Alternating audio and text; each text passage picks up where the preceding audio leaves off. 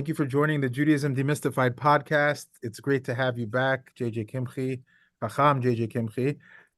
At this point, you might have to move in with us because we're doing this Right. so much that it's great. We're getting great feedback from your podcast, and we're very excited for this one in particular. We're going to be discussing the Gush Tanakh method. So we want to discuss what particular method are we talking about.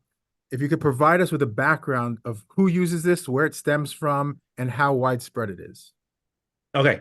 Firstly, can I say once again, it's great to be here. I'm a big fan of yours. I love what you guys do. I listen to your other stuff, and I'm always happy to be back. And yes, you're right. This is now a third time, and people might begin to suspect something. So, but I hope this is not our last time. And there's many interesting things to discuss tonight.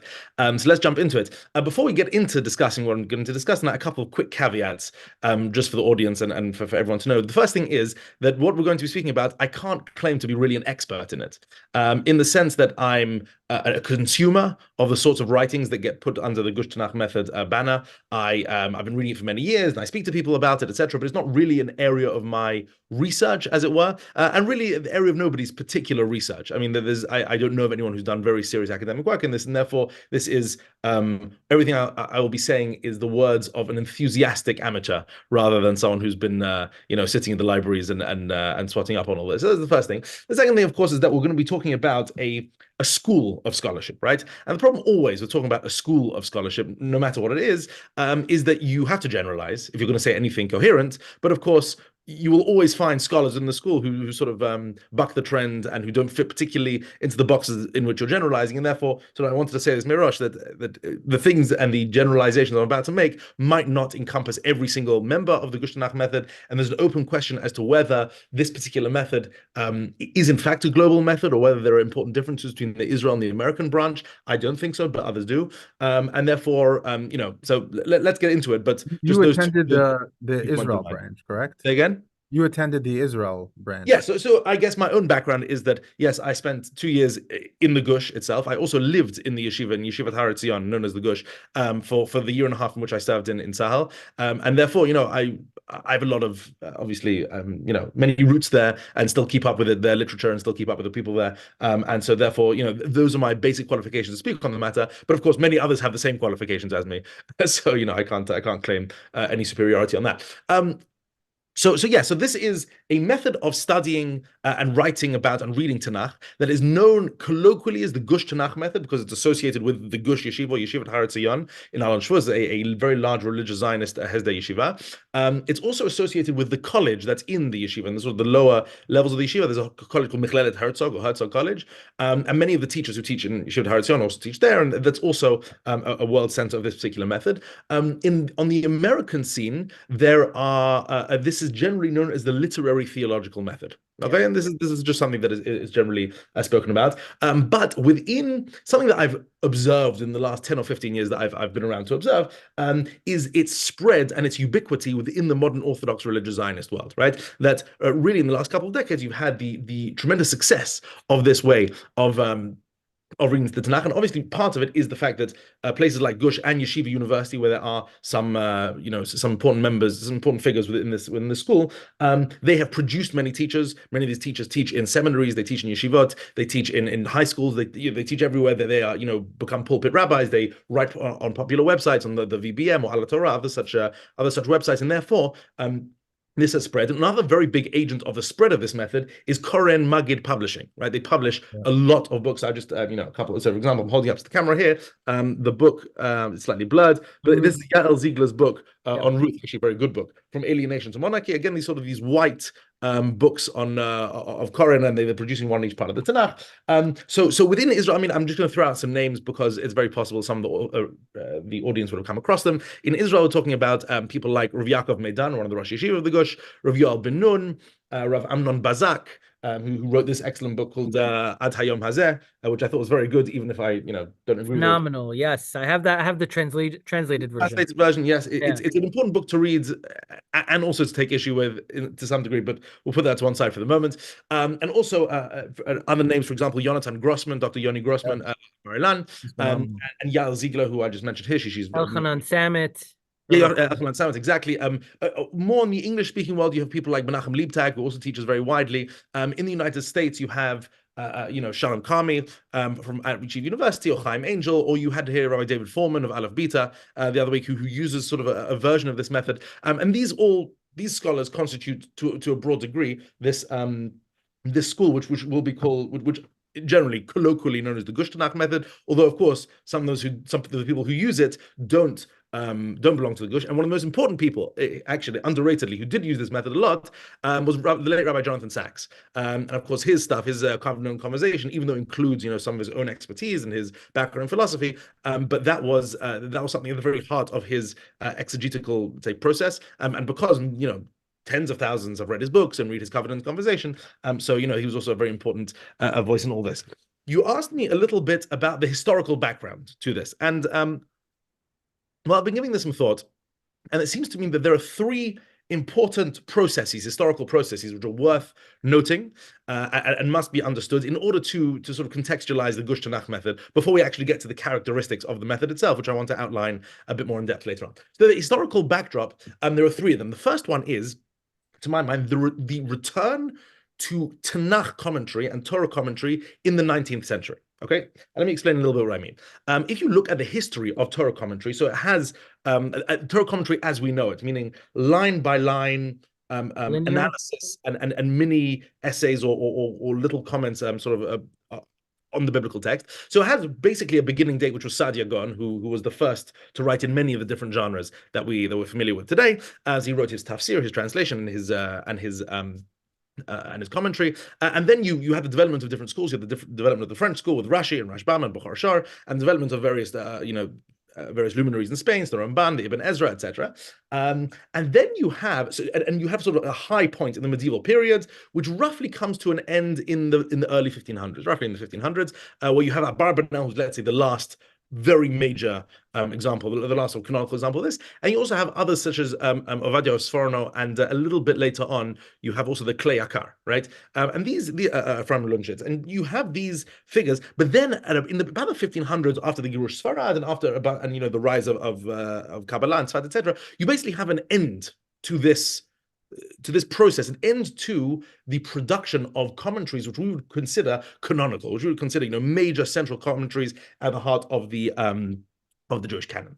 And we have a few hundred years of very little writing in this regard. Actually, it takes a break, more or less, through the 1600s, through the 1700s, and through until the mid 1800s, where suddenly, from the 1840s onwards, you have an explosion of really novel and really exciting and powerful and impactful parshanut, right? So you have Shadal with Hamishtadel, and you have Rav Shimshon Raphael Hirsch, and you have Tali Tzvi Hirsch Berlin, the Netziv, and you have the Malbim, and you have the Ketava HaKabbalah, and later on you have Hoffman in Berlin, and basically you have a series of really important Parshanim writing once again on the Torah. In other words, that in the mid-19th century, due to a variety of factors, due to partly the Enlightenment, partly to the spread of Jewish texts generally in Europe, due partly to the attack on the Tanakh by biblical critics, due partly to the secularization, the growing embourgeoisement and the secularization of Jews in Europe in general, you suddenly had a series of very, again, very important, very impressive, very multi-talented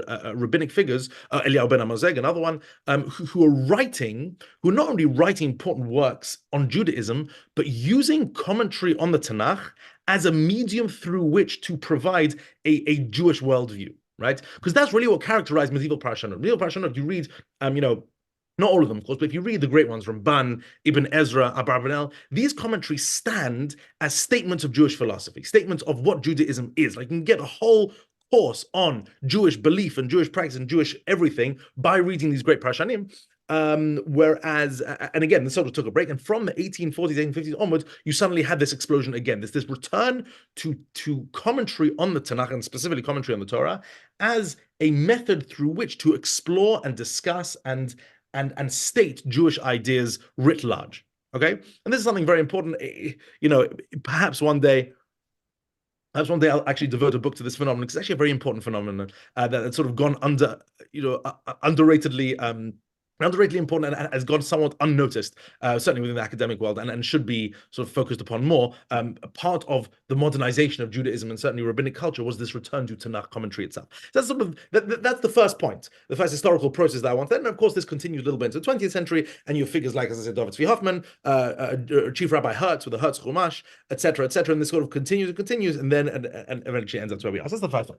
The second historical element is the centrality of Tanakh learning in the Zionist world, and specifically the religious Zionist world, right? So, in fact, within early Zionism, there was a bit of a disagreement among the early major Zionist thinkers as to whether the Tanakh specifically should be at the center of their, should be something that the new Jew, sort of the Ivri HaChadash, whether the new Jew ought to be reading the Tanakh and ought to be paying attention to it and ought to, include it, have it on their bookshelf and study it. And basically, you have to develop different schools of thought. So, for example, Achad Ha'am, so Asher Tzvi Ginsburg and his pupil Chaim Nachum Bialik, they were among those who loved the Tanakh, who wrote about the Tanakh, who wrote poetry, interweaving the Tanakh, and really felt the Tanakh should be the basis of Hebraic thought and culture going forward, and Gershom Shalom and others. Whereas you had on the other side Berdichevsky and others who basically said, no, we want to get rid of all that. We want to put that all away. But again, within the Zionist movement, you still had many like Ben-Gurion who really loved the Tanakh. However, the religious Zionist movement as such really got going only after 1967. Before 67 was very, very small. Yeshivat Merchas Harav and a little bit surrounding it, but actually it was only after the Six-Day War, and only after the conquest of Yehuda and Shamron and Yerushalayim, etc., where suddenly you had this explosion of this new section of the population, this new type of Judaism, this new sector called religious Zionism, with its own schools and its own yeshivot and its own seminaries, its own curricula. And Tanakh learning over those decades, of let's say the 70s, 80s, 90s, became at the center of the religious Zionist movement. First, because it distinguished them from the Haredi counterparts, obviously the Haredi world being much more interested in rabbinics, and in the Talmud and its commentaries, but also because the Tanakh is the religious, but also the cultural and linguistic and historical artifact at the center of the religious Zionist worldview, right? So you're walking through Yehuda and Shamron, and you want to be part of the land and develop the land. And what is the book that you whip out? You obviously whip out the Tanakh, and you say, look, here is the battle of David HaMelech fought in, and here is where Shmuel did this and this, and you connect yourself to the history of the land through the reading, through the study of the Tanakh, and that became central for the educational. It's a curriculum, educational ideology of the religious Zionist movement. And again, it was a return to Tanakh, and return to not just Tanakh through, not necessarily through its commentaries, but just the very words and the very, the basic data, the names and the places and the people. That was what grounded those who were resettling the land of Israel to the land itself, was part of the Tanakh. And that assumed of central importance. That's point number two. A third historical sort of context, which I think extremely important, is a development within academic biblical studies as such, because for many decades, from the mid-19th century onwards, or even really from the early 19th century, from the early 19th century onwards, much of academic biblical studies, especially in the Germanic lands, was focused mainly on source criticism. What I mean by that is you take the Bible, you take it to the Chumash as a whole, and you try and break it down and see, which sources are in which text. Take the first few chapters of Bereshit, of Genesis. Okay, what is a J text? What is an E text? What is a P text? What are the ideologies, different ideologies of J, E, and P? Where were they situated historically? In which era were they written? In which circumstances? How do they relate to each other? Et cetera, et cetera, et cetera. So it's like a more sophisticated DH. Say again? Documentary hypothesis. Correct. So if you had the documentary, that was exactly the documentary hypothesis. What I'm talking about. Documentary hypothesis is actually one of several hypotheses that abounded. Then you also had the supplementary hypothesis and the fragmentary hypothesis. But basically, yes, source criticism, in other words, slicing down the Tanakh, slicing down the Torah into different sources. How are the four supposed authors interwoven with their different? Correct. Yeah. How the different sources, and of course, we know four, but actually, P is made up of various different sources, and et cetera, et cetera. Many others posited many other sources. We know the four sources because that's the picture from Julian Wellhausen that sort of conquered the world. But there were many arguments on this. However, in round about the 1970s, 1980s, there became a shift within a small part of the biblical of the world of biblical studies, which basically said as follows: let's leave aside the source questions for a moment, because that's actually very technical and quite boring often, right? And let's look at the Tanakh, let's look at the books of Tanakh as we have them, as finished artifacts, okay, as pieces of literature that we have sitting in front of us, and what can we say about them, right? And basically applying the tools of literary analysis, literary criticism to the text that we have in front of us without worrying too much. Was this half of the chapter written by this one, this half of the chapter written by that one? No, forget it. Just the book as is, the book of Genesis as is. The book, how does the book of Genesis seek to tell its stories? What methods does it use? What kinds of themes are there? What kind of how are parallels used and leading words and structure of stories and vocabulary and all the things that go into analyzing, let's say, a text from Plato or Shakespeare or Dostoevsky, whatever it is. Treating it as a real text. It's treating it as a text. Fragmentary. Correct. Yeah. Treating it as a final text. Now, of course, this is decidedly more friendly to the to the religious world, right? Because many in the religious world could say, we also believe it's a finished text, and trying to find, let's say, interesting literary structures and Bereshit, well, that's actually not a million miles away from what some of the classic Parshanim were doing, and that's something that we can get involved in as well. So it's this turn in academic biblical studies, and I have another book here. The problem is I'm blurred, so I'm sort of trying to show you this here. I don't know if you can see it. It's called the literary. Whatever. Back with it. Go back. Back. Yeah. It's not gonna. His background. Oh, it's the literary guide to the Bible. The literary guide to the Bible, edited by Robert Alter and Frank Kermode. It was written in the 80s or something, and it's a whole series of essays. Now, exactly on this point, it's a series of essays from different authors on every book of the Bible. Again, from a literary perspective, but the literary perspective can yield great. Sort of great treasures of insight, right? Especially to some of the more literarily rich books of the Tanakh, let's say the book of Ruth or the book of Samuel or the book of Job. I mean, these are very finely woven and brilliant works of literature, in addition to being a holy scripture, etc., whatever they can be.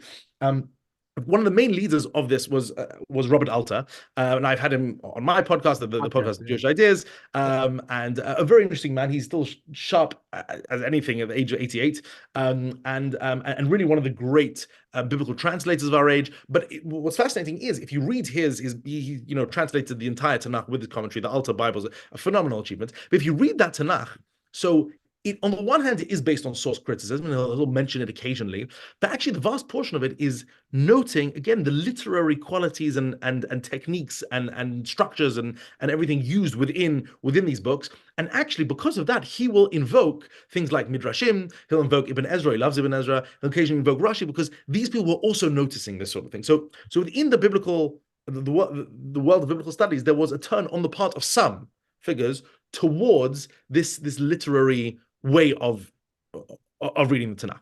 Okay, so those are basically the three, as far as I can tell, to understand the Gush method properly. I would say to note that within the 19th century, there was a return in general to commentary and study of Tanakh as the basis for making great statements and drawing a philosophy of Judaism as such, and also the centrality of the Tanakh in the religious Zionist world, and the return to it at the center of the curriculum. And thirdly, the development in Bible studies among academics that opened a door. I wouldn't say that this is mainstream academic biblical studies, and a lot of biblical scholars nowadays consider this kind of just froth on the waves of real biblical studies. However, that definitely opened the door for a more religious way of viewing the text. All right, so let's talk about the Gush method itself. Right. Okay. So I have outlined three broad characteristics, I believe, of the Gush method. It's funny because I seem to be working in threes. I don't always do that, but it's a nice number. We'll go with that. Three broad characteristics. If anyone wants, I actually wrote an essay about this about 7 or 8 years ago, which I published in a festschrift that was dedicated to my father on his retirement from the rabbinate. But maybe on the podcast I can put a link to it, to a PDF or something, if anyone wants to read it, where I outline what I'm saying a bit more. Having said that, it was written about 7 or 8 years ago, and my opinions have changed a little bit, but that's what we have.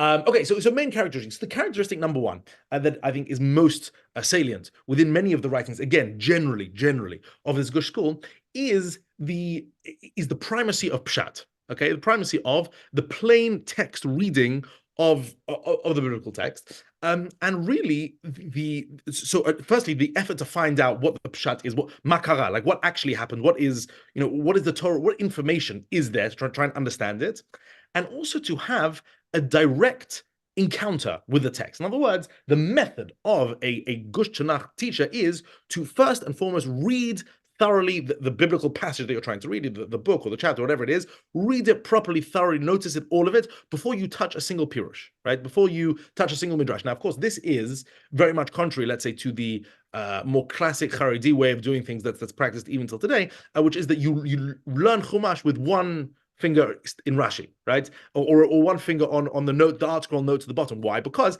it's unthinkable to read a bunch of psukim without without the Targum, or whichever Targum you use, without Shnai Mikra Vecha Targum, right? Whereas the Gush Tanakh, no. Read the book of Ruth as is, just the book, surface level, and on that surface level, make sense of it. What is it trying to tell you? And because, again, and this is Shalom Karmi called this method the literary theological method. This is the point.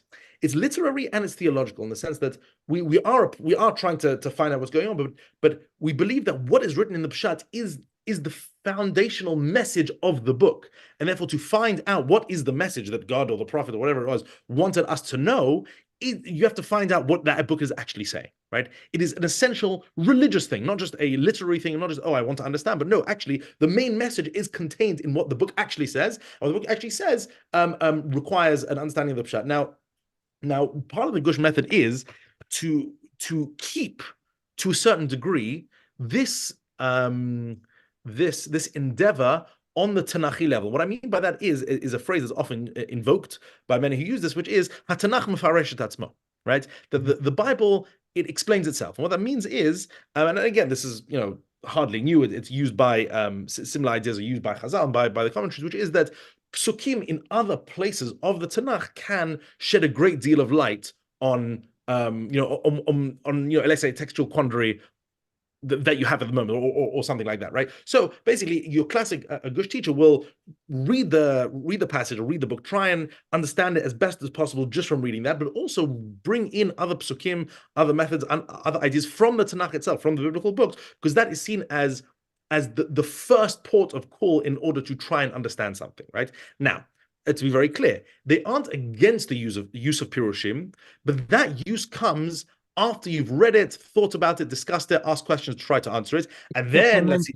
Yeah, it's supplementary. Exactly. Let's see what the Ramban says about this, and let's see what see if there are any interesting midrashim that sort of open our eyes. And the truth is that if you approach that method and then read the Mefarshim, so you often discover the Mefarshim that you've anticipated them, that you've they like asked famously Gidon with the story of Avraham in the fiery furnace, the midrash, which we talked about previously on the podcast. That there's an intertextual link between midrash. The intertextual links everywhere. Let me give you a good example, which I quite like. So, for example, when with Mordechai and Esther, right? So Esther, they have this whole back and forth in whichever chapter 4 or whatever it was of the Megillah of Mordechai says to Esther, you have to go to the king and plead on behalf of your people, and Esther says no, and then Mordechai says, Al tzami b'nafshech, etc. Kim hacharesh tacharish b'eit hazot revach v'hatzala ya'amod laYehudim mimakom acher v'at uvet avich tovedu, right? That salvation will come to the Jews from another place, but you and your father's house will be annihilated. Your father's house will not live to tell the tale. And so this has been pointed out again by teachers that I had. So for instance, reading this in the context of the battle between Shaul and Agag, right? Shaul, the first king of Israel, and Agag, the Amalekite, and basically seeing the Mordechai and Esther story as a second chance of the house of Shaul, because Mordechai, who's Esther's uncle, is shown as is described as Ben Kish Ish Yemini, right? From the same tribe, and he's also Ben Kish. He's from the line of Shaul, and they're having a sort of a second chance to be able to destroy Amalek in the form of Haman, right? And then you Agagi, yeah. Agagi, exactly. And then you understand, you and your father's house will be destroyed. Meaning, if you don't take this chance, then the house of Shaul will have absolutely failed in its mission, and basically there's no way back for it, right? And again, this is a sort of an intertextual link, but it sheds tremendous light on sort of a broader psychological, political drama that's going on between the protagonists in the book of Esther.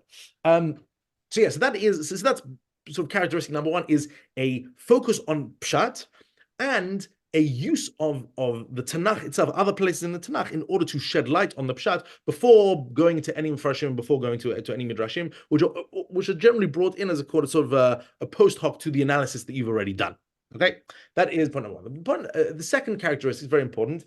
Has been expressed by one of the main teachers, Rav Moshe Lichtenstein, as Torah Ha'adam. Okay, the Torah of man. And in fact, he expresses it as such in this book here called Hisichati. I love that book. It's an important book. This is the major book of essays by central figures within the Gush Tanakh world, sort of somewhat self-reflecting on their methodology, etc., etc. By the way, it includes sections from a speech given by Rav Aaron Lichtenstein at Stern College in 1962, already saying that we should encourage the use of literary criticism in our study of the Tanakh, right? So in a way, he actually anticipates and predates Alter and others who only came into this in the 70s and 80s. And this is a very, very early instantiation. Anyway, that's sort of a piece of trivia as neither here nor there. Just thought your audience might enjoy that. But Rav Moshe Lichtenstein draws attention to the fact that Torah Ta'adam, what I mean by that is that human concerns and human questions and stories about human beings are at the very center of the story, right? This is one of the major concerns of the Tanakh. So, the Tanakh gives us stories after stories about love and hatred, about parents and children, about birth and death, about loyalty versus treachery, about the development of various midot and cycles of tshuva. In other words, it's a very intensely human drama, and as such, it should be studied as such. And again, the literary theological method, if you presume that this is the case, that means that one of the main messages of the text is to be found in the Pshat, but also to be found in the deeply human stories that exist within the Tanakh, right? So if you study the stories of Yosef and his brothers, for instance, or of Yaakov, or of David HaMelech, a lot of these are not necessarily great religious stories as such. They go places and they fight people and they have conversation. There are many stories, but within those stories are embedded very deep and important religious messages. These are the messages that Tanakh wants us as Jews to have, right? And again, it's almost an astonishing discovery. In other words, trying to really understand the root of the fight between Joseph and his brothers, or of I don't know, pick any other characters in Tanakh, or the fight between Binyamin, the civil war between Binyamin and the rest of Bnei Israel at the end of Shoftim. But that human drama is at the very center of the Tanakh, and therefore the center of the message that Tanakh is trying to get home to us, and therefore we must study it and try to understand it. And to be honest, there's a little bit of that in the first Ramban of the Torah, right? Because famously Rashi, the first Rashi on the Torah, asks the question, a possibly slightly tongue-in-cheek question, which is why the Torah didn't begin with the first mitzvah in HaChodesh Hazeh Lachem Rosh Chodeshim, the first mitzvah given to the Bnei Israel. So why doesn't the Torah begin in the middle of chapter whatever is 12, 13 of Exodus, right? Why doesn't it do that? And Ramban pounces on Rashi immediately. He says, what do you mean? Miss out the whole of the book of Genesis? With all the stories and all the lessons and all the Masei Avot and all the dramas that they're in. These are crucial elements of what the Tanakh is. They're crucial elements of the message that the Tanakh wants to give over to its adherents, right? And that's a central part also of the Gush method, of paying attention to the human drama. And one, again, I'll give a brief example of this, again, from the book of Rav Moshe Lichtenstein on Moses. He wrote a book about Moses, first in Hebrew, then translated to English, Envoy of God, Envoy of his people, I think the subtitle is. And basically he portrays the story of Moshe Rabbeinu. So he's born in Egypt, grows up in Egypt. When he's in Egypt, he finds an Egyptian beating a Jew, and he kills the Egyptian and then runs away to the desert. And basically, Moshe Lichtenstein gives this whole, I think, very brilliant disquisition on Moses as basically having given up on mankind, giving up on human society.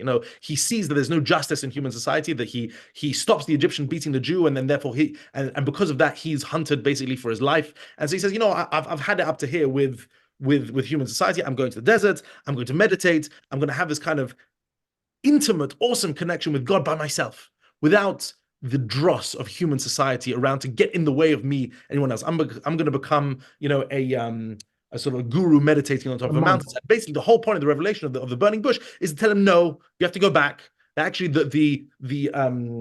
the salvation is not to be found in the desert, it's to be found among the people, and to liberate the people and give, commandments to the people. And that's the whole, and again, I'm obviously not doing justice within the 60 seconds I described it, but I thought it was a quite brilliant way, again, of reading the character of Moshe, of understanding his own inner crisis when being expelled from Egypt, his rationale for going to the desert, and the rationale for calling him back and basically saying, no, actually, Moshe, you've misread the situation, and what God wants isn't gurus meditating on top of the mountainside. Rather, it's people who actually who lead the masses and lead them to a better place. So that's another example. Again, Torah Adam, the human story, human concerns, human lessons, and stories about human beings being at the very center of the Gush Tanakh method. And I think that's important because part of the tendency, I think, especially in yeshivot, is that we sort of give the characters in Tanakh almost we kind of dehumanize them in a way, if you know what I mean. There's a dehumanization a little bit, and so we kind of like there's a certain vantage point of like, Moshe can do no wrong, therefore you're already taking a sort of biased angle and not really allowing the text to kind of develop his story. You know what I mean? It's almost like you kind of have to, make up. You're whitewashing. And these things are coming from good intention, but you're missing so much that way. 100%. And this goes back to a debate that was really raged more or less a couple decades ago in Israel surrounding the phrase or the concept of Tanakh b'gova einayim, right? Learning Tanakh at what they call at eye level, and basically treating the major protagonists of the Tanakh, as you say, much more as human beings than as some sort of angels or some sort of a different breed who can do no wrong. But that's very important. And really, funnily enough, the Gush Tanakh method, because it's focused on human beings, is much more willing to let's say acknowledge part of the tradition, to be part of the tradition that acknowledges faults. Because of course there are some, for example, Ramban has no problem stating that the Avot did sinned here, or that he's sometimes critical of them.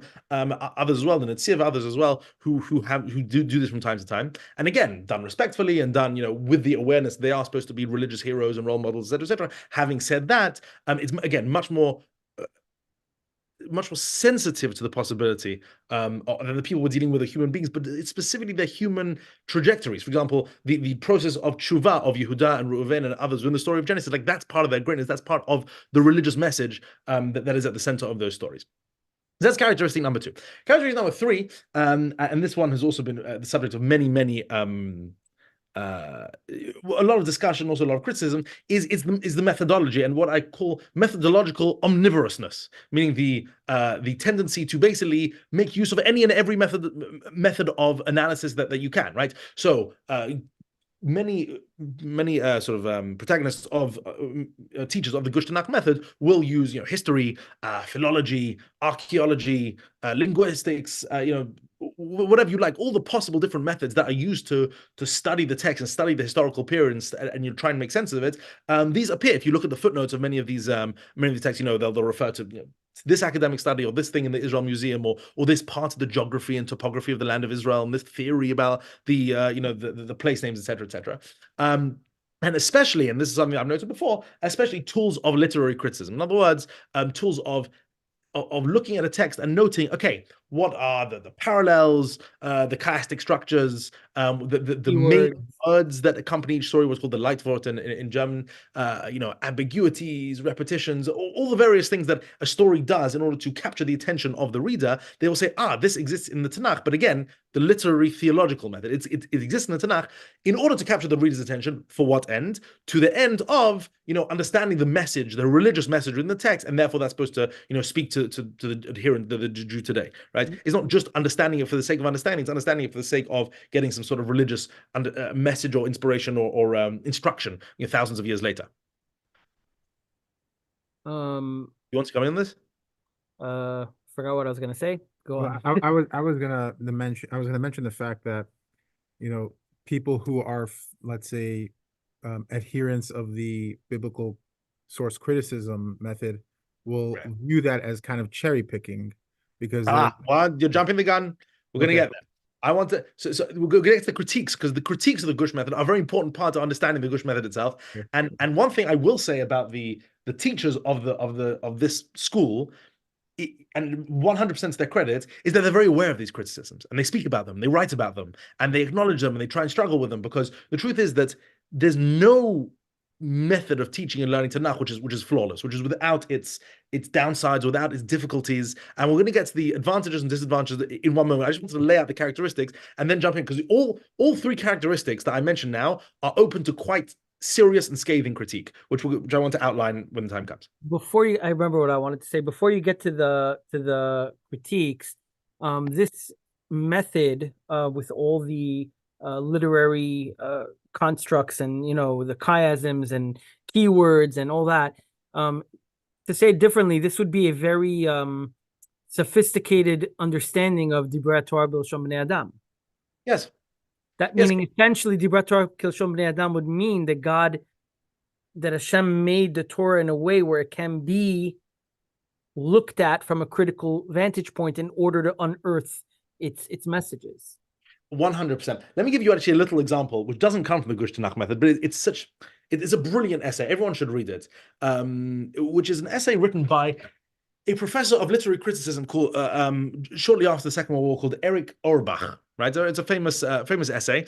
It's called Odysseus' Scar. Okay, Odysseus' Scar, and basically it is a brief comparison of the literary methods used by Homer, by the great Greek playwright Homer, in his work Odysseus, in his epic poem, the Odysseus. I learned it in Hebrew. That's the problem in Shalom College. I actually can't remember what it's called in English. Odysseus. And Odysseus and the book of Yeshivat and the Tanakh. What do you say?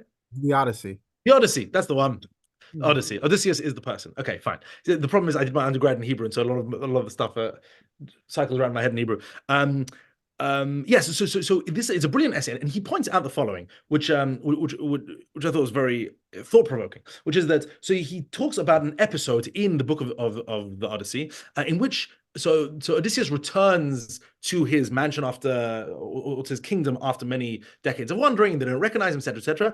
And basically, he's treated as a guest, and then a nurse basically bathes him and notices a big scar on his leg, and thereby identifies him, because only Odysseus had that scar. And Homer goes into a digression of hundreds of lines describing the hunt in which Odysseus got that scar, right? And basically shows how Homer uses every description. He never just says Odysseus. The fleet-footed, strong-bowed, brave Odysseus, and who describes everything, goes into every protagonist's emotional state and state of mind, and basically uses enormous amounts of description to describe actually a very simple, they're on a hunt with a boar, and basically how he got the scar. Whereas, he contrasted this to the story of Akedat Yitzchak, right, in Genesis 22, because that story is such a powerful and poignant story, and is told with such unbelievable economy of phrase and economy of expression, right? Mm-hmm. The whole story, firstly, you never have any insight whatsoever into the minds of the protagonists involved. You don't know what Avram was thinking. You don't know what Yitzchak was thinking. You don't know the rationale behind why God told him to do what he did, and you just have very almost laughably short psukim where it says, Yitzchak turns to Avram and says, where's the lamb? Oh, God will show us the lamb. Where's the knife? Here's the knife. Right? You have very brief, short psukim. And basically, Auerbach's point was, these are two very different ways of telling a story, because the Homeric way of telling the story leaves no room for the reader, for the interpreter, right? It tells you everything you could possibly know. You can't know any more than what's told you, because it's filled with detail. Whereas the Akedat Yitzchak story is so lacking detail, is so open to interpretation, is so sort of invites the reader in order so that the reader can participate and sort of put themselves in the shoes of the characters of the story and try and imagine, what was Avram thinking? Was Yitzchak thinking? Was Avram happy to do this or devastated? What was going on here? Was he trying to delay it? Was he trying to do it quickly? So in the world of writing, it's called show versus tell. Right? Yes, in many ways. Yeah, it's a show versus tell. Exactly. Really, it's really showing us. It's not getting into the detail. And of course, that, so Auerbach's interest was purely literary. In other words, just showing, two different very ancient authors from 3,000 years ago who are trying to tell us different stories. But of course, the point is that analyzing stories from this literary perspective, according to, again, the Gush Tanakh method, is literary theological, that it's supposed to give over religious messages. Why is Akedat Yitzchak told so sparsely? And what are the midrashim, what are the related Mepharshim and readers supposed to do, and how they're supposed to insert themselves in the story and participate in it every year when it's read again on Rosh Hashanah? And anyway, that's an example of a literary analysis of a certain story. But let's move on. Let's move on to the advantages and disadvantages, if that's okay. All right. So the advantages of this system is quite obvious, and that's why it's spread with such tremendous success. One of them is, it presents very much a coherence and a unity to the Tanakh itself. right? And shows the brilliance behind the Tanakh. Now, you had on here a couple months ago Rabbi David Foreman of the Aleph Beta website, and basically that's what he does. All of his stuff, and it's very much a part of the Gush Tanakh world, even if not exactly, but very much adjacent to it, basically showing the intimate, intricate connections between different stories in the Tanakh, and the language and the structures and the characters and this and that, and basically showing how the whole thing fits together so brilliantly and so beautifully.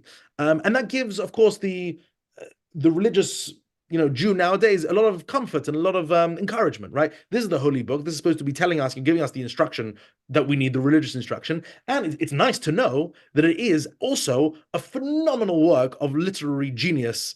And in fact, the more you study it, the more you discover layers upon layers upon layers and layers of different levels of interconnection and significance. Which and again, this is the sort of thing you might expect from a divine text, let's say, or a very important religious text. And therefore, the Gush Tanakh method gives its readers that very strong feeling without resorting to the Mefarshim. Because the problem is you can always use Midrashim and Mefarshim to sort of plug gaps. But if you're constantly trying to plug holes in the text, you feel like the Tanakh itself is somewhat deficient as it stands. Yes. Whereas, yes, I'm agreeing. Yeah. Exactly. Whereas the Gush Tanakh method is the exact opposite. No, the Tanakh is incredibly rich and suffused with meaning, and is constantly playing this game of drawing in the reader and having them participate in the act of exegesis. And again, for someone who's hoping for religious meaning from that book, that is extremely encouraging, right?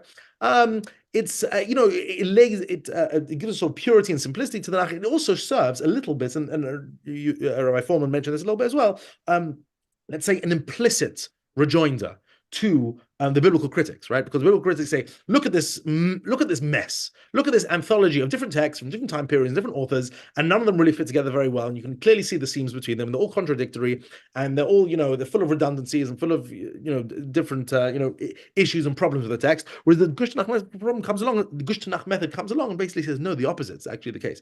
The case is that it's not full of, difficulties and redundancies. It's actually full of very subtle and very brilliant, sort of method or techniques and content and basically something that is sufficient for the religious seeker to gain from to a tremendous degree. It is an implicit rejoinder, and that's why I think it spreads so well. It's also spread so well because it is quite sophisticated in the sense, as I mentioned before, that if it is methodologically broad, if it's omnivorous, if it does take a bit from history and from linguistics and from archaeology and from geography of Israel and from flora and fauna and science and literary analysis and all of that, so you feel like you're in this very vast and exciting conversation with many different disciplines. You're kind of sewing everything together, and again, that is to a large degree intellectually satisfying.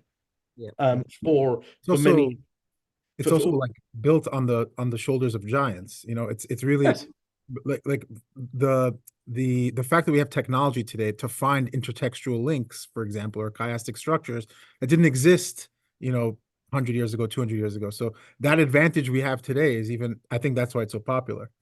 Yes, that it does play quite well to yes, you're right, to new discoveries all the time in archaeology and history, etc., but also new discoveries in the text due to search engines and AI and all the things that we can do now with text that we couldn't that were incredibly difficult to do back in the days without computers, because you had to have someone who knew the entire text backwards and forwards in order to even start doing that. I should have probably done this at the beginning. But I should make a point that many of the elements, many of the characteristics of the Gush Tanakh method, you can find elements of in Chazal, find elements of it among the Rishonim, among the Achronim. I want to mention that, yes. Yes, correct. So this is perhaps something I should have mentioned a long time ago. I'm not claiming that the Gush Tanakh method is anything, I would say, radically new. It is a synthesis of various things that were there, that have been there all along, but to a much sharper and much more self-conscious degree as well. And that's something important to mention. Yes. So these are the major elements, I think, of advantage: the coherence, the implicit rejoinder to biblical criticism, the kind of the air of sophistication, and this, to a certain degree, to my mind, is what is behind its tremendous spread among the religious Zionist world, among modern Orthodox world in the United States and in England. And rabbis are using it, teachers are using it. You have Jonathan Sachs, and you have the Etzion Foundation, the VBM website. You have a ton of stuff that Aleph Beta, all these things that are using it. Okay.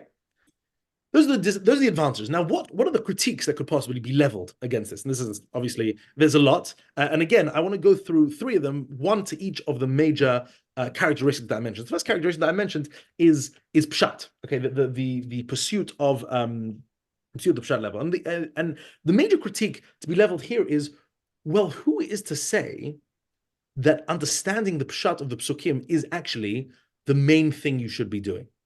Who's to say that that is the most important, that the sort of the level of significance that is most important, right? I'll read you a short passage in the Zohar, actually, which is quoted by Rav Moshe Lichtenstein in his essay here in the book Hisichati. I'll first translate it in. I'll first read a little bit of it in the original Aramaic of the Zohar, because basically there's a part in the Zohar which says that the words of the Torah, the words that we have written, are merely the garment, right? Whereas the actual whereas the actual Kabbalistic meaning, the deep meaning that is again proposed and propounded in the Zohar, that is the real thing. That's sort of the guf. That's the main thing underneath. That's the thing which is enclosed. And of course, the implication being that only fools would take a look purely at the garment and not take a look and not focus on what is beneath. And you know, the line here that I want to read is and so I'll explain it afterwards. A high gufa mitlabsha bilvushin de inun sfurin de high alma tipshin fools de alma lo mistakli ela bahahava levusha de ihu sfur de oraita velo yad'i yatir velo mistakli b'ma de ihu tachat hahu levusha. Right? Inun yad'in yatir lo mistaklim belevusha ela begufa de ihu tachat hahu levusha. Right? That basically that according to the Zohar, you do have the surface text. And the surface text is nice, is the levush, but actually the real, true, deep significance of the text is not to be found, you know, on the surface level. It's actually to be found in the deepest, you know, substrata of meaning, namely the Kabbalistic significance is given to the words of the psukim, and you know, which is essentially the interactions between the various sefirot and the four worlds, etc., and that for the Kabbalist is the main point, and therefore stating or learning Tanakh as if the main religious messages to be found are to be found on the pshat level, from the Kabbalistic level, from the Kabbalistic perspective, is absolutely wrong, and also, might I add, from the Maimonidean philosophical level, it's also wrong. To a certain degree, because even though both the Kabbalists and Maimonides would give some degree of legitimacy to learning the Pshat, but they would say that actually the main meat and potatoes of the main message is to be found in the deeply submerged wisdom. And for Maimonides, that was, of course, the physics and metaphysics of his time, the neo-Aristotelian philosophy of his time. Yeah. But even then, Maimonides doesn't do violence to the text, whereas Kabbalah does violence to the text. So we're talking about two completely different ways of going about that. I'm afraid, while I sort of agree with you, it depends very much who you ask, because many would say that, for example, Maimonides' depiction of God as not only not having a body, but not having emotions. That's the Maimonidean perspective. For some, that's doing tremendous violence to the text, because the text repeatedly said God gets angry, God regrets, God does this, God does that, you know, and Maimonides basically says none of this. I don't know if you can call that violence. That's more something that doesn't fit within our sensibilities. It has to be worked out. Listen, violence is when you say the text doesn't mean what it says for no other reason than we have a secret tradition. So right. So I understand your point, even though I stand by what I said before, that one man's reinterpretation is another man's violence. It really depends on which side you're on. Meaning, you know, it's a matter at the end of the day of personal ideological proclivity. But I want to just, if I can, play devil's advocate for a moment, which is that from the Kabbalistic perspective, there's also another problem with sort of chasing pshat, which is there are some parts of the Tanakh where the pshat level seems strange. Okay, for example, the last third, quarter, or no, I don't know exactly how much, of Parshat Vayishlach, about 40 psukim, just detailing the Alufei Edom, the chieftains of Edom. Right. What's that doing there? You know, in Genesis, where you have tons and tons, in fact, I remember other places, you have a lot of genealogies. What's it doing there? Who cares? And if you're going to defend everything, say pshat level is the most important, and that's where you have the religious significance. So that's fine when you're talking about Akeda Yitzchak. That's fine when you're talking about Aseret HaDibur. There's some very meaty parts to the Tanakh, but also parts of the Tanakh you're not entirely sure what is going on, and why it's there, and it doesn't seem to have really a good explanation on pshat level. However, the Kabbalists say, no, you don't understand. The chiefs of Edom, that the Sitra Achra, and this symbolizes that, and this is this Sphira, and they weave a tremendous sort of cosmos of significance. And if you buy it, if you're willing to swallow that pill, then those parts of the Torah and parts of the Tanakh become very meaningful. In other words, another problem with chasing the pshat or centralizing the pshat is the pshat doesn't always, at least to us, to our minds in the 21st century, doesn't always appear as if it's the most satisfying, the most religiously meaningful part of part of the Torah, which it's a critique. Again, doesn't need to be a devastating one, but it's there, should be acknowledged, and it's there. Okay, so that's point number two. So that's point number one. Sorry, so that's the critique contra the pshat. Now there's another critique contra to the Torah Ta'adam. Torah Ta'adam, again, the centrality of the human story and the human drama, is what I call the historicist critique. Now, historicist critique goes a little bit as follows. It's that basically to say, let me put it as follows, to say that we should be reading the Tanakh and following the human drama sort of presupposes that there are a set of human questions or human quandaries which are universal and timeless, right? And which were present in the Tanakh and could be understood and wrestled with today, right? So we read the story of Yosef and his brothers, and we see, the hatred of the brothers and the fratricide and the arc of tshuva, and we can read it, we can understand it, we can take lessons from it. That's the whole point of it. But that presupposes there is a timeless quality to those stories which can be fully empathized with today. Okay. The problem is that the Tanakh took place a long time ago in a very foreign environment, right? It took place over between the time of the Tanakh, between 3.5 and 2,500 years ago, give or take. That's when it was supposed to have taken place. And the assumptions and the world of that time was just incredibly different, right? Let's take the figure of Yaakov, right? The sorts of things that Yaakov goes through in his life are very difficult for us to understand or sympathize with today. The fact that his brothers willing to kill him over the birthright, marrying two sisters, but the father-in-law switching them out, favoring one child over the other, fleeing and basically, when the father-in-law comes in searching for the idols, Lavan searching the idols, he says, "Oh, whoever has it will kill them because he's the father; he can just do what he likes." Shimon and Levi killing Shechem. There's all sorts of things going on in the story of Yaakov, which many would say the reader in the 21st century can't make head or tails of this, right? Can't make head or tails. If the relationship between parents and children are so different, or the relationships between, let's say, a king and a subject in the 21st century is so different, or the relationship between family members or the religious experience in general of people in the 21st century is so radically different that it's actually sort of fruitless to try and read the Tanakh and gain exactly the messages that were there 2,000 years ago, 1,000 years ago, and are now here today. In other words, the argument is that our world is a bit too different. And the truth is that this is a critique that's leveled not just at the Tanakh. So, for example, let's take Shakespeare, right? There are wonderful plays of Shakespeare, many works of absolute genius, and some of them do broach very universal human themes, plays of Shakespeare, but some of them broach the sorts of themes, Henry V, let's say, or whatever, which are very difficult for us to understand today, right? The expectation of a soldier to follow his king to the death, let's say, or to the king to have absolute power of life and death over anyone else, and uneasy is the head that rests the crown, or pick out whatever quote you might. These are things that actually aren't so readily transferable today, right? And if it's Shakespeare, we can put that to one side. But if the whole point of the Gush Tanakh method is to understand the Torah Ta'adam, to tease it out, and to sort of say that those situations and those questions, those quandaries are directly transferable to us 3,500 years later, well, that might be asking a little bit too much of those texts and of those ideas, because people change. We no longer have the relationships between fathers and sons and kings and subjects and social norms change. Yeah. Sorry? Social norms change. Social norms have changed, technology has changed.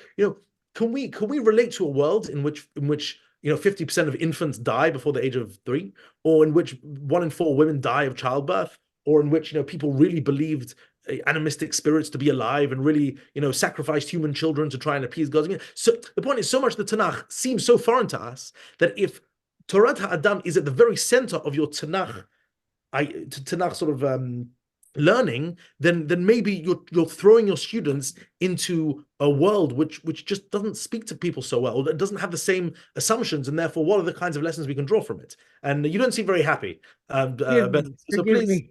Yes, forgive me, but I don't know. I don't see it that way from the standpoint that yes, the expression, the context, the time has its own way of expressing human nature in a certain way at that time. But human nature is still human nature. Just even if you want to say we have social norms changed, human nature is still being applied. It's just being applied in a different context. People might not believe in, 1,000 demons running around us, but people believe in other superstitions today, maybe more sophisticated than it used to be. But the ideas are sort of still timeless to me. And another thing also with the Gush method is that a lot of the things that you mentioned is actually, they do a great job going into it and bringing out what is actually consistent within those stories that we can apply to ourselves today. So I don't know about that. So the truth is that would have to be the response of those who are part of the Gush method. In other words, the critique that I leveled, I'm not sure I fully believe in it myself, but you can see where they would be coming from, right? I understand where they're coming from. Yes, I can see where they're coming from. Let me sort of, the reason why I called it the historicist critique is because historicism is, it means various different things, actually, depending on the context. One of the things it means is it's a way of reading history, which basically says that all people or all, processes and events are a product of their time, right? So, whatever. Shakespeare was a product of his time, and Julius Caesar was a product of his time, and Napoleon was a product of the social and economic religious forces of his time, and et cetera, et cetera, et cetera. Going down wherever you want, you don't have people who stand on their own. Everything's sort of a product of their time. And the historicist critique is to say that the stories in the Tanakh, are part of their time, share in a great deal of the assumptions and background information of their time. And since things are so radically different in the West in the 21st century from the Middle East of the 10th century BCE, so it's actually very difficult to make the transposition. And the funny thing is that, and this is a little bit underrated, is that the Rambam, some of the Rambam's philosophy actually dives into this. The Rambam becomes, in some parts of the guide and even in Mishnah Torah, becomes a bit of an amateur historian and anthropologist, right? So, for example, when he talks about, why is there the Isur, why is there the prohibition of cutting off the peyot, of cutting off the sort of the corners of the head? Because ancient idolatrous priests used to have shaved heads on the sides, and therefore we can't do that now, right? Or similar with the korbanot, similar with the sacrifices, right? There were these sacrificial cults, and the Torah sort of participated in it, wasn't so happy about it, and therefore slowly abolished it, blah, blah. Now, this is actually very interesting and actually quite radical and daring of the Rambam to say something like that, because what he's saying is that this, at least some of them, at least part of the Torah system, is mired in a distinctly ancient Near Eastern milieu. It has a very strong context, and one cannot understand it without the context, right? In other words, had the Torah been given, let's say, 1,000 years later in ancient Greece or ancient Rome or medieval France, so maybe it wouldn't have had the sort to shave the peyot or not to do sacrifices, because that wouldn't have been relevant at the time. He's also not responding to like archaeological findings where you feel like you have to answer these things. He just did it on his own. It's like his. Right. Well, the truth is, the Rambam was basing it on the best information he had at the time, which, to be honest, wasn't very good. But copies in Arabic he had of ancient Babylonian or Greek historians, basically, and it's sort of very ancient, very sort of vague anthropology in the Middle East, and it's actually one of the fascinating things of what I mentioned at the beginning of this podcast, some of the Pirushim of the 19th century, people like Shadal or Ben Amozeg or others, they were very in tune to the fact that they were living in a time where a lot of great discoveries were coming out about the ancient Near East, and they tried to include it within their commentaries on the Torah, because they took this sort of Maimonidean line, which is, hey, as much as the Torah is sort of treated as a timeless document, and hopefully its values, let's say, or its commandments are timeless. However, there is a time-bound sort of a contextual element to the Torah, namely the ancient Near Eastern Canaanite, Israelite, or Egyptian or Babylonian context in which it existed. And so anyway, so that would be the nature of that particular critique. Once again, not saying, and none of these critiques that I'm saying are devastating. What I am saying is, They're there. One has to background. When I'm trying to, when I say I'm going to read the story of Yosef and his brothers or Yaakov or whatever, and deduce timeless human sort of morals and lessons and religious lessons from it. Well, maybe you're sort of getting the wrong end of the stick, because your world is not the world of someone who would sacrifice his son if God told him to. But even in the examples you gave, okay, so there's the mitzvah of the Peat Rosh, and because the idolaters used to do it, we don't do it. The idea is still timeless within the mitzvah that applies to us very much today in terms of what it's trying to tell us. Sure, it has a context because the Torah has to start, the vision of the Torah has to start where it is, right? That's the only way to get people out of idolatrous thinking, is to work within the confines of the context that the Torah began with. That doesn't mean that the ideas are not relevant anymore. Maybe the specific act, okay, could have been different or not. The specific mitzvah or isul, right? Because it's based on a specific context, was done a certain way, right? And maybe could have been done differently if not, like you said. But the idea in itself of removing ourselves from all idolatry, very much alive and strong. The idea still carries over.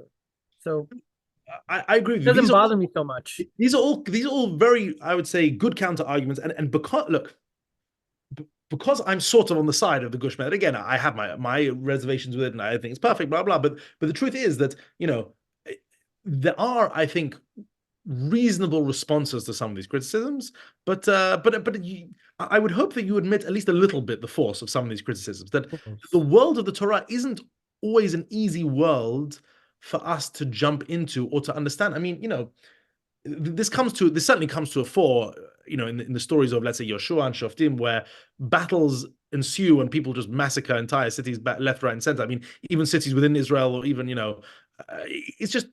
it's the sort of world where that thing would happen, where if you're going up against a neighbor, you do in fact wipe them entirely off the face of the earth. It's just something that difficult for us to get ourselves into that mindset. Modern sensibilities don't really modern sensibilities, yes, and just different assumptions about what is even conceivable, like what is on our radar, is I think different. So that's critique number two. So that is the historicist critique, which goes against the idea of Torah Ha'adam. The problem of centralizing Torah Ha'adam is that. And the third critique is one that you mentioned, Ben, earlier. Against the, I would say, methodological eclecticism of the Gush Tanakh method is the obvious academic critique, right? Which is that you can't pick and choose. You can't pick and choose. You're not allowed to plunder different disciplines in search of things that you already in search of a conclusion that you've decided beforehand, right? It has to fit your narrative. It has to fit your narrative. So yes, exactly. To me, this is the strongest. I'm saying all the arguments are important, but it's only strong if you're looking at it as whether something is evidence versus non-evidence. Can you consider this enough evidence or not evidence? Right. But when you're using it as supportive evidence, people do that all the time. So let him explain what it is. Yes, but okay. So here's the problem. The problem basically is that either when you're approaching an academic discipline, either you submit yourself to the to the methods and the findings of a certain discipline, or you don't. Right? In other words, if you're in the Haredi position, you say, I don't care what historians say. Historians, ancient history is nonsense. Archaeology is just what they happen to find on a Tuesday when they once dug at the thing. They've actually no idea how ancient civilizations really look like. And anyway, half of them are crooked or anti-religious. Anyway, whatever. I'm just going to ignore archaeology. I'm going to ignore history. Linguistics as well, very speculative. Who knows how they really spoke? Who knows where really the lexical origins of various words are from? And therefore, I'm going to push it to one side. So that is, in a funny way, a sort of an internally coherent way of approaching the world, right? You're saying this discipline is treif. I'm not going to touch it. It's nonsense. It contravenes what I believe to be true, and therefore I'm going to dismiss it entirely. Or the other way of approaching the world is saying, listen, I believe that history and historians are doing serious work and based on good evidence, and and the archaeologists and the linguists, and therefore I'm going to follow wherever the archaeological and historical evidence is strongest, leads us best, with the reasonable caveat that historians sometimes get it wrong and archaeologists sometimes get it wrong, but basically submit yourself to the proposition that all academics submit themselves to, which is that I'm going to start with the premises of the discipline. I'm going to follow wherever the evidence leads. My conclusions will simply be where the evidence currently leads us, right? Whereas the Gush Tanakh, those who follow the Gush Tanakh method, and again, generalizing, but the ethos of that method is that we have a prefabricated view of what this book is. The Tanakh, or this library, this anthology is. This is divine word. It is historically accurate. It is it is what it says it is, essentially. And if I can find, a good artifact in the Israel Museum, I'll bring it in. If I can find, an archaeological find which is very much to my liking, I'll bring that in. If I can find, a clever piece of linguistic play, then I'm going to bring that in. I'm going to basically take from all the discoveries that I've had and use it towards my prefabricating conclusions. Whereas the academic says, listen, you can't do that, buddy. Either you take history seriously or you don't. If you take it seriously, then you must say, listen, this is the evidence that we have. And the evidence that we have, let's say, Nagid points to, for example, one important theory. I mean, it's one theory of many, but one strong theory among ancient historians in Israel is that there was no massive influx of people at any time. In other words, it denies the Exodus narrative. It simply says that we don't have any evidence of this massive influx. All we have is evidence of a slow incremental growth of indigenous people within the land of Israel, and that's basically how the people of Israel came to be. This whole idea of a massive influx of people coming from the outside, that would leave evidence. We don't have the evidence, etc. Now, if you're a Gush or basically a religious Jew, you'll say, okay, that's nice that the historians don't have the evidence now, but the truth is that I believe in something else. I believe what the Tanakh says is true, and I believe in the Exodus. There was this huge influx of Jews, and that's just it. I'm not interested in what evidence. It's not evidence of absence. Right, exactly. But that's the point, though. Since there's no actual evidence one way or another, well, then what exactly are you? I'm supposed to be 100% loyal to a system that doesn't have all the answers? No, from an academic perspective. So, for example, let's say I'll try to give an example. Maybe, Sure. But one academic, I would say unanimous academics understanding of the Bible would say that Judaism evolved from a monolatrous kind of belief in God. Well, because they'll base it on archaeological findings of statues of different gods. Theorizing. Fine. But I'm trying to explain what the critique is. Okay, whether we don't agree with all of it, but at the same time, then we'll say that we'll focus on the Moshe's name as coming from an Egyptian name because it's from Moses, and I don't see a problem with that. I don't see. It's not about seeing a problem. I don't. What I'm trying to say is that they're also theorizing. They're also, it's not a science. And I don't see, what I'm trying to say is, if you had clear proof. Oh, by the way, JJ, we lost you. You there? I'm here. Your screen is frozen. Oh, you're still there. Okay. I'm here. My screen is frozen. I'm terribly sorry. Let me try and turn my camera off and on again. 1 second. Oh, hi. Okay. There you go. My apologies. Okay. Maybe I'm misunderstanding. It could be. But in order to critique against, look, if you follow this discovery of mine, you got to follow everything I say. That would mean that what that person says has to have been fully proven true, and that he's not actually theorizing about anything. He's taking certain evidence that he's found, and then he's putting his own spin or his own dialect around his findings. But is that a fact? His theories are not facts towards what he finds. I agree with that. So why can't they also use that for their theory? That's all I'm trying to. I agree with you, but what he would say is, okay, I have my theories based on the evidence that we have. If you want to counter it, if you want to prove it wrong, then prove it wrong within the boundaries of our discipline, within the boundaries of history. In other words, come at me with alternative, historically based theories based on your own archaeology, or based on your own linguistics, or based on your own findings, whatever it is. Don't come to me and say I have a religious tradition that contravenes it, because again, the academic might not even get angry with you. He'll just saying you're playing a different game. And if you're playing a different game, don't come into my game and borrow things from my game. If you want to play your game, be the Haredi guy and play your game.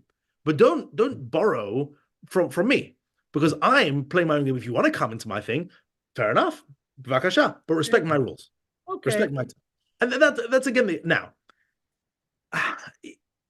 Again, it's a good critique, but it's not absolutely a knockdown critique, because again, you could, well, there are various ways of countering. One of them is to point out again the essential, not tendentious, but a precariousness or the precocity of some of these ancient disciplines, right? What do we know really about archaeology? What do we know really about ancient history? That was my point. We're still discovering things all the time, and that's not an unreasonable thing to say. But nonetheless, there's minimalist, there's maximalist, there's so many different approaches. We're talking about a field that is it's still developing, and you have within the field itself, there's such a split, like you said, minimalist, maximalist. To now tell, it's just weird to me, like that you're basically saying that you have to take a certain sector of how this discipline has been unearthed, and you have to give it full legitimacy in order to borrow any idea out of it in order to use as supporting evidence towards your own theory. To me, that's a little bit much. But that's I understand where you're coming from, but I look, again, this is a point I think made by James Kugel, which was recorded in an essay by Tamar Ross, where he basically says, look, it's very nice, religious Bible scholars like this, like using sometimes Ugaritic or Akkadian or other languages to shed light, to illuminate what Hebrew words mean, right? So an excellent example of this is the famous phrase Im eshkachech Yerushalayim tishkach yemini, right? If I forget Jerusalem, let my right hand forget, right? It's a bit of an awkward phrase translated in English. Forget what? So the King James, my right hand forget its cunning or something like that. But actually, apparently, so I've been told, according to I think one of these ancient languages, Ugaritic or something, the word thakach, the sort of the verb means to wither, right? It's a pun meaning if I forget Jerusalem, may my right hand shakach. In that case, may my right hand wither. May it just sort of fall limp, basically, and that's how it's actually translated in some modern Bibles, and that's sort of a more satisfactory thing. And again, this is a way of using, an external discipline. However, if you go to an ancient linguist and say, you see, I'm just borrowing I'm borrowing some parts of your lexicon to base what I'm saying, they'll say, oh well, I assume you'll turn the page in the lexicon and see what is the academic consensus on let's say the origins of the word Ivri. And where the Ivrim come from, and what and the implications of that on Jewish history. And you'll say, no, I don't fancy turning the page of that lexicon. Thank you very much. I'm just going to use page 20 and not page 21. It's. You're right. But again, they might not be very happy with you. You'll say, stop using my lexicon. If they were more disciplined about their discipline, I'd appreciate that argument more. But when you have, it's not like biblical criticism is like uniform in the way it thinks. We have such a spectrum over here. You know what I mean? Neither is rabbinics. That's why the Gush method is not necessarily rabbinics, right? It allows for its own interpretation to be put in. What I'm trying to say is that the discipline itself is heavily argued in terms of its content within its own school. So. Yeah, no, I would agree to a certain degree with that. Look, that's definitely true with regards to source criticism. Because at the moment, the picture of source criticism is actually quite a grim one. In other words, there's enormous amount of disagreement among the various scholars. Whereas something more like, let's say, archaeology or sort of ancient archaeology, but then again, that's a little bit more. Then again, with archaeology, it's hard to take a text like the Torah and to try to fit it in exactly with archaeology, because how exactly do we even understand is the Torah completely a historical text? We don't know. Okay, so we're not even. That's a can of worms that I haven't. Okay, I'm not going to do that. We're not going to do that. I didn't mean it. Maybe in a future time we can discuss that, because that's an important point as well. But that's what I'm saying. It doesn't necessarily have to disagree. That's what I'm trying. Oh no, not at all. But that's part of the thing is that the Gush, the advantage of the Gush Tanakh method is now turned on its head, because one advantage of the Gush Tanakh method is it does use these external disciplines. Like, if I want to talk about a battle that happened, I can say, hey, guess what? They actually dug up this battle, and we have evidence of the kind of tools they used, and we had the kind of the Koran are now putting out these volumes of Tanakh Eretz Yisrael, or whatever it's called exactly, where all sorts of artifacts and all sorts of things have been done. The discipline of archaeology, in some respects and in some ways, is fantastic for the study of the Bible. And actually, we'd be fools to ignore it, because hey, they've dug up some phenomenal things, and they've shed incredible light on ancient Israelite civilization and what it was fighting against, etc. However, it's opening a Pandora's box. I think that's the best way of putting this criticism. You've opened the Pandora's box, and that is hard, and you can't shut it from there. So just to reiterate, the three characteristics are the centralization of Pshat, or the focus on Pshat as the main locus of of content and of religious messages, the centralization of Torah Adam, the human concerns, and the methodological omnivorousness or eclecticism within the heart of the Gush method, and the critiques of each one. And the critique of the Torah, of the Pshat is, maybe Pshat is not all that cracked up to be, and maybe actually there are deeper levels of meaning which should really be focused on, and only, according to the Zohar, only a fool would focus on Pshat. And who's to say that Pshat is so satisfying anyway? And of course, the Torah Adam, well, is the historicist critique. Well, maybe the Adam we're talking about 3,500 years ago is difficult to talk about, difficult to read about, difficult to transpose neatly into 3 millennia later. And finally, which is the methodological point, which is that, okay, if you're opening a Pandora's box, and if you're not going to be consistent, then maybe you shouldn't do it at all. That is my reading the map of the Gush. And I will say to the listeners and to the audience who are listening to this, which is that, as I said before, I'm merely an enthusiastic amateur analyst of this thing, and I would be very pleased indeed if there are any if any of you have different readings or different understandings of what this method is, or maybe I've missed something out, or maybe I've overstated something or understated something. I'd be very happy, because again, I want to understand this phenomenon as best as I can, and I don't believe that my reading is necessarily superior to anyone else's, and therefore, please do come at me with anything you want. And the second thing, and with this, I guess I'll finish my piece, is that if anyone who understands Hebrew, there is a wonderful series of videos that Yeshivat Har Etzion puts out every week, which is called Chidush Mehagush. Okay, and Chidush Mehagush is two scholars of the Gush, namely Rav Yaakov Meidan and Rav Amnon Bazak, sitting together and for about 5 or 10 minutes just discussing the parsha. And they've been doing this for a few years. They have a few of these little videos on each parsha. So you put Chidush Mehagush Vayechi or Shemot or whatever it is. And it is in those discussions that you'll see some the Gush method as sort of in action, as they're talking about it, as they're discussing, and you'll see what are they interested in discussing, and how do they reach their conclusions, what is considered a good piece of data and what isn't, et cetera, et cetera. And I mean, if you have the Hebrew, it's just a wonderful experience, a great way to prepare for the parsha anyway, and also to my mind the best way to see this sort of in action as it's developing. So again, Chidush Mehagush I would recommend to all who can. And I think that was a really amazing. It's almost like we watched you play chess against yourself. You really just you showed. He pulled the shadal. Yeah, you pulled the shadal. Exactly. Yes, exactly. And honestly, it's very important because in this century, especially, we need to know what we're up against, and we need to also be intellectually honest in understanding, or that there are shortcomings to every single method, and it's okay. Sometimes we don't have an answer. We're digging, we're looking.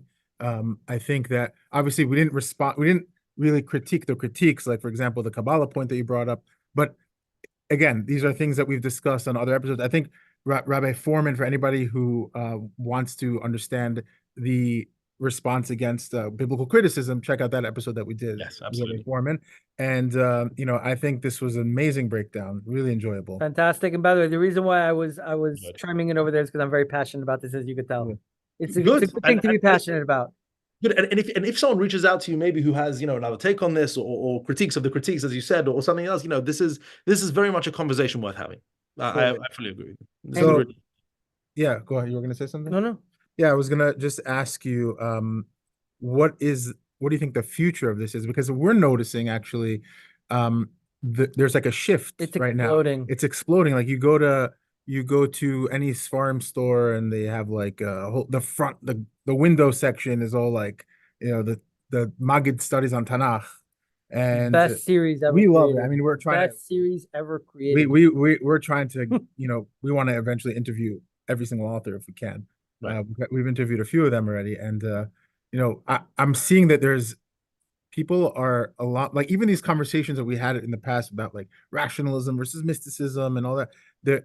I think a lot of it is just like part of that same fervor for it's kind of, there's some, I don't know if you agree with me on that, but I feel like people are more interested in getting to the fundamentals than they were maybe 20 years ago. I don't remember anyone talking about the Rambam 20 years ago. I don't remember people talking about intertextuality. I never heard that phrase growing up. So look, I 100% agree with you. There's a growing thirst for this stuff. 100%. I will say that certainly the Koren Maggid thing, this whole Gush method, a lot of it is down to the vision of Matthew Miller, who's the owner and the director of Maggid Press. If anyone who knows him, he's a very sort of, I mean, he's a great guy, but very he has a vision and it really follows through with it. And basically, he's brought this from this kind of fringe yeshiva approach, a few scholars approach to, if you put it in really attractive books and, and make sure they're high quality and edited very well, etc., and then put them on everyone's bookshelf, and the same with the Steins out, basically everything the Maggid are doing, it's really, in a funny way, creating almost a Maggid and Koren have created a kind of space for modern Orthodox communities to be their own community. Because I don't know if you remember this, growing up in modern Orthodox shuls, all the Siddurim were art scroll, and all the Chumashim were art scroll, right? But which is a Haredi thing, right? And basically, you imbibe that growing up. I mean, some had Hertz or whatever, but basically they dominated. Whereas because of this new part of the publishing industry, so you have modern Orthodoxy is creating its own Tanakh method. It has its own Chumashim, its own Shas now with the Steinsaltz thing. It has its own Sidurim for Yom Ha'atzmaut, Yom Yerushalayim. I don't know if you've seen this. Like, it has its own Machzorim with the Jonathan Sachs introductions, and it's really it's carving out for itself its own niche. Now, regarding the future of it, I think the Gush Tanakh method will always remain unsatisfying to some. It will always remain a little bit too daring and a little bit too modern for some. Out of the box, a little bit out of the box. Yeah, it's too out of the box. It's too leaves too much up to personal creativity and to sort of innovation. And innovation is something that a lot of people don't like nowadays, and therefore it will always not appeal to them. And it always won't appeal to the more academic purists who will say, listen, if I want to find out ancient history, I'm going to read ancient history, and that's it. And it always won't appeal to them. But there's a lot of people in the center for whom it will appeal to. And I agree with you, it's growing. And as I can foresee in the future, I think it will grow precisely for this reason. People like the sophisticated, multifaceted, interesting, curious, innovative form of Tanakh study. And, I think there's an enormous amount of potential, certainly for educating young people, and also just of keeping and retaining interest among adults. I think it's going to grow. But nonetheless, it should be thought about, it should be critiqued, it should be ruminated over, like any set of ideas. Right. Absolutely. Yeah. And one thing about it also, I feel that even like you mentioned, rationalist versus mysticism, or let's put it into a different context, let's say Haredi versus modern Orthodox. I feel like this method does have potential to creep into the Haredi world. I do. And I actually see it because when it's presented in a way where the fact that it's out of the box is not so much said, it's not so much pronounced, and you let's say just dress it as a normal, drasha, I actually see that like Haredi people, they really love it, and like if you take Rabbi Foreman and you give Rabbi Foreman and you just bring him to just a regular yeshivish guy, maybe Haredi, but let's call it a yeshivish guy, right? And he listens to an idea from Foreman. He doesn't understand all the things that are behind it. He's just, the idea with the presentation, everything. They love it. He's really, really able to connect, because the Gush method, more than just being a method, it talks to the soul, Torah Adam, like you're saying. Yeah. You know what I mean? So I do think that it has potential if people can get past certain barriers of really opening up to a wider sector. My opinion, I could be wrong. I could be very wrong. I tend to agree with you, and I think it raises the intriguing possibility of having a sort of Haredi translator of the Gush method. So yes. It could be that you'll have, I don't know, maybe someone like Shmuley Phillips or one of these people who you've had, who sort of dresses it a bit. Yeah, dresses it a bit, who straddles the two worlds and is able to sort of put it in a manner that's palatable for a more Haredi, more yeshivish audience. I wonder if we'll see maybe a rise of like art scroll dressed versions. I was thinking that. Yeah. I was thinking about that as you were saying. I really think that is a real possibility. It is that good, and it's an incredible, not just in terms of the method itself, but the ideas that are being produced through the method is just incredible sometimes. So I think that it has potential, to really grow, as we're saying. And I just wanted to mention, if our listeners have not listened to JJ's podcast, the podcast of Jewish ideas, for Jewish ideas or of? Of Jewish ideas. Of Jewish, I apologize. Very creative name. Podcast of Jewish ideas. You guys are missing out. I've listened to quite a few. It is high level, very, very intellectual, and the conversations are extremely well done. And the topics are amazing. The guests are amazing. Please listen to his podcast. And you also have an upcoming book, which we hope to have you back on again for time.